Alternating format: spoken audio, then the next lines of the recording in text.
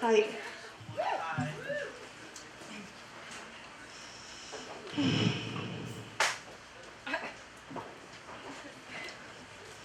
This year, I had the pleasure of meeting and working with a woman named Sapphire. Was Sapphire her real name? No. No, it wasn't. Her real name was an offshoot of Charmander. That's a real thing. But there's neither here nor there. She frequently went by Sapphire to her friends and family and would very frequently speak about herself in third person, calling herself Sapphire. Now, Sapphire was the kind of person I concluded that I never wanted to fuck with. She was a 40-something-year-old grandmother. She had 3 children, 2 of which lived in her native land of Chicago, and 1 who lived with her still. In all honesty, she was like one of the most beautiful women I had ever met. However, the amount of beauty was therefore tripled by the level of her crazy. These are just a few stories that I had a pleasure of listening to. Mind you, I worked with Sapphire every single morning for a whole year. Every single morning I heard a new story. Well, some of them were new, some of them were old. All were very insane, incredibly terrifying. The stories were abundant and frequent, but these are just the most memorable ones. There was that time that Sapphire's sister's husband shot her sister in the back. Leaving her sister paralyzed from the waist down, which also resulted in Sapphire hating guns or something. I don't know why. There was this time that Sapphire's nephew was dragged down the street by gang members who threatened his life unless he gave him X amount of money, but then which he didn't, but then I'm also almost positive he's still alive. There was this time that Sapphire's other sister's baby daddy's mom, I'm not fucking kidding, came over to her mom's house and just wanted to brawl with her, fight. Fuck. What a life.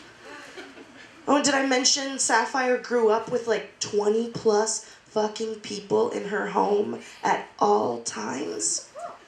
Yeah, Sapphire's mother housed almost all of her brothers, sisters, cousins, aunts, nephews, nieces, etc. in their humble abode in the great city of Chicago. Something I would never forget as I was reminded of it every single morning.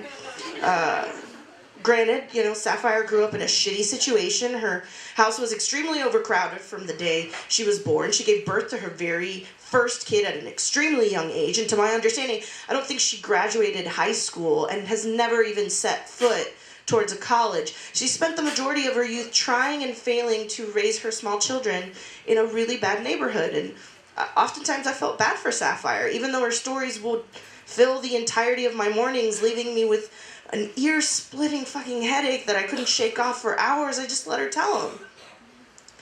I saw this as her way to kind of decompress and share her story. I assumed that she didn't have anybody to tell them to, and maybe I was her only ear, and that maybe this was her way of telling her side.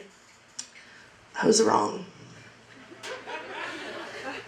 Sapphire just fucking loved telling her fucking stories every fucking day because they were entertaining to her. She loved those fucking stories. That was it. Albeit she told me she felt sorry for a few things in her life. This next story in particular, one that I will never fucking forget for the rest of my life. Sapphire's second or third or fourth, I don't know, husband was a barber. He co-owned a barber shop in Chicago that Sapphire helped him run. She footed the bill for the rent, utilities, maintenance, all of that jazz. Or so she says, whatever, I digress. One afternoon, Sapphire showed up wanting to get a fancy new do. There just so happened to be a woman in the seat that Sapphire wanted to sit in. Oh shit. Sapphire don't play that shit. That's her words. So she asked her husband, tell that bitch to get up. And her husband must have been feeling pretty ballsy that day and just said no and to mellow the fuck out. My words, not hers. This prompted Sapphire to pick up the chair that was attached to the fucking ground and throw it directly at her husband, who for some reason just ducked out.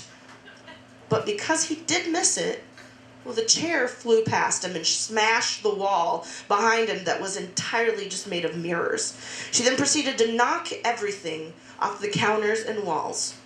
Clippers, scissors, sprays, you fucking name it. While she's conducting her fucking symphony of insanity, her husband is trying to calm her down to no avail, let's be honest. And the poor woman, who was just originally trying to look cute, ran out in fear of the barbershop. Side note, while Sapphire is telling me the story, she is laughing so hard. She's crying laughing. She's crying. And this is the kind of madness my mornings were filled with. The end of that story is the cops were called. They assessed the damage, asked some questions, the whole shebang. Somehow, some way, Sapphire was not arrested. All's well that ends well, right? Fortunately, Sapphire didn't stay with the company, and I worked very long after she told me that story. One morning, she decided she just had enough of Texas and decided to move back to Illinois. My final straw with her broke when we almost got in a fist fight because she didn't like my attitude and then charged at me. Well, thankfully, I wasn't decked in the face, but I did say my Hail Mary that day, and I'm not Catholic, so... Even though she scared the shit out of me every single day, I still feel bad for her. I hope she finds some kind of happiness in her life and learns to calm the fuck down. That woman has some serious issues that she needs to work out. And I am not her therapist.